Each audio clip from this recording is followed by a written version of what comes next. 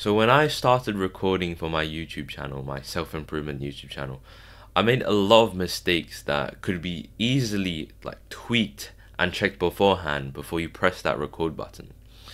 And so in this video, I'm going to be covering the few points and mindsets you should probably have that have personally helped me a lot. So I won't waste your time. Let's just get straight into number one. Number one is flies. Especially because it's approaching summertime now in England. There will be flies in your room that you don't even notice until you like upload everything, upload your massive files up to your computer and then edit out the rough parts. You won't notice them until you zoom in and see that this motherfucker like up there is flying around, and he doesn't fucking stop for like 20 minutes. He's just still going and still fucking flying. I know it probably doesn't even matter if you just like zoom the video into your face, but it is very, very annoying when you're editing to see a fucking fly like distracting all of your viewers from your main points that you're trying to teach them and like bring them value. It is something you have to check beforehand. You have to check this before you're recording, check in the mirror, check in your literal phone, your literal like camera. You can like zoom in, go in front of the camera, look into it, and then what you find is that there's literal boogers in your nose. This is like, once again, a very, very small thing that people you probably think people wouldn't pay attention to, but honestly, it's so fucking disgusting when you don't see two fucking voids of black in your nose. It's just like a little bit of shit in there. I know that I apologize for being like very unfiltered, but this is a must know if you want to start recording in like your fucking bedroom or whatever. Number three, dandruff or just generally shit particles in your hair. This is very, very easy to spot. Once again, just zoom into your, just like go in front of your camera, look in your hair. If there's shit, get it out. Quite simple. And just another thing before we move on to the next point. I promise you, bro. I get what Hamza's saying. Be unfiltered, be authentic. Like, the reason why he has a bathrobe on and he's like in his bedroom is because he wants to come across as like relatable and as a friend, not like professional or anything. I get that. But this is just basic, like, just the basic level of professionalism if you want to record. Okay, there's no excusing it if your hair's like all fucked. There's like, and just another thing before we move on to the next point. I totally get you if you want to, like, if you have this thought in your head that Hamza told you about, like, be relatable and be like someone's friend. So the reason why Hamza has his bathrobe on is to be more relatable, to be like in a friend talking to a friend scenario, not like anything professional. If I come into my video with dandruff, shit in my nose, shit in my eyes, I just woke up, I didn't even take a shower, I haven't been to the gym in a while, I stink, what do you think that's gonna do to my recording? I will have a lower confidence, a lower type of confidence or like self-esteem to record the video, and then you'll come off in your video as some like shy, sensitive guy. At least that's what I've noticed from me. Number five is really, really think about your points before you speak. Speak in paragraphs with breaks.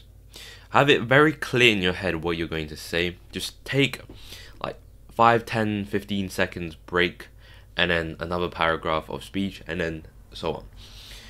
That way you have actually like gathered your thoughts instead of just like speaking and then like trying to rely on your brain to create better words, and then you don't actually speak like yourself anymore. You're just kind of like trying your best to like push words out. Do you get what I mean? This should be very, very easy. At least for me, I know how to like basic edit my videos, like cut out the rough parts, add a little bit of effects, and that is honestly the biggest help that I've ever fucking received in editing. Then I don't have to edit out the little stutters and fuck ups during my speech. Now number 6, find your best state to record in. What I've noticed is in the morning, if I've just woken up, that is not a time for recording. That is a time for me to read books, journal, write, do some deep work that doesn't require my brain to like have a creative momentum going on. And so I think my best state so far, there's still many like different times for me to experiment in recording, is after taking a walk in the morning to whatever place with a little bit of speed in your step. So like if you're in a rush, that would be the best example. Coupled with a little bit of light social interactions, like, oh, you're right, mate, you're right, mate. Something like that. Then I get back home, take a cold shower, come back upstairs to my recording and like workstation with a big bottle of water that's cold. So I just like drink a bunch of that. Sometimes I do NSDR. NSDR is non-sleep deep rest meditation. It resets your brain, and then I read a little reminder. So like the things I've just like mentioned before, all the actionables, tips, and all the things you can do before recording. So now that we've talked about all of the sort of more actionable tips, we're going to talk about the mindsets that I have, and maybe you can implement these in your recording schedule. So there's really 3 mindsets that I have before recording.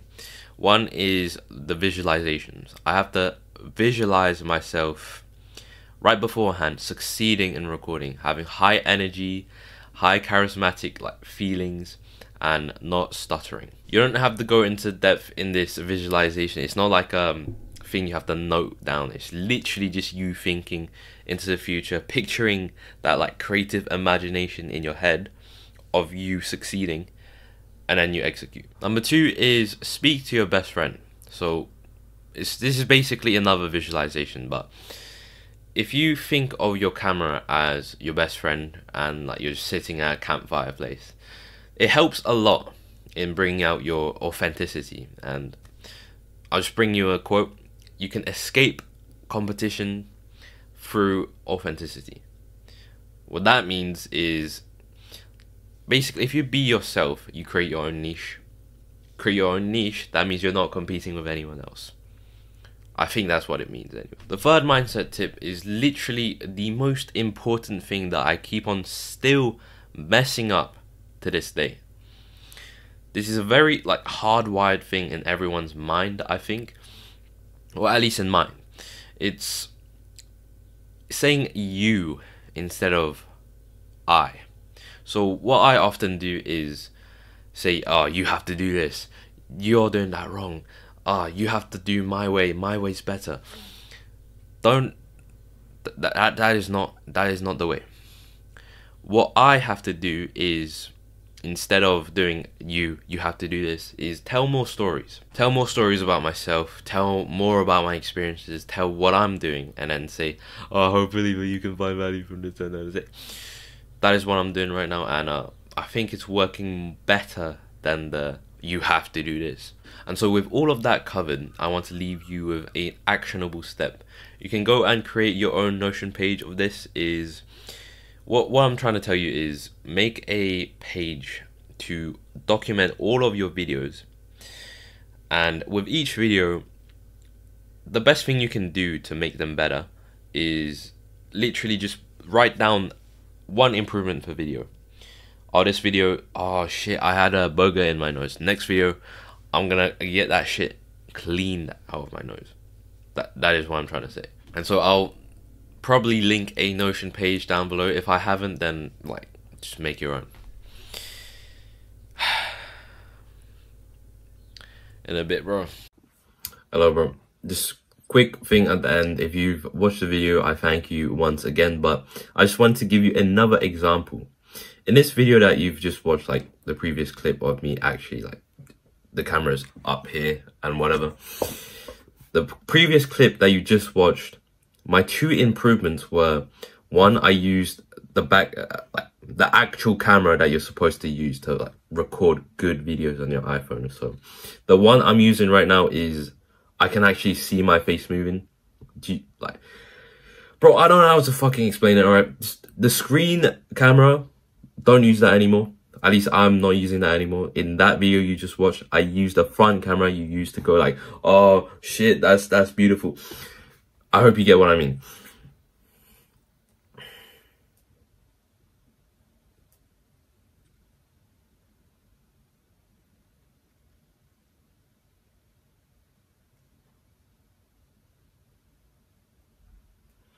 And another improvement, I think you will probably notice this, is my mic is more out of the way and I can fully express my hand signatures to keep you engaged.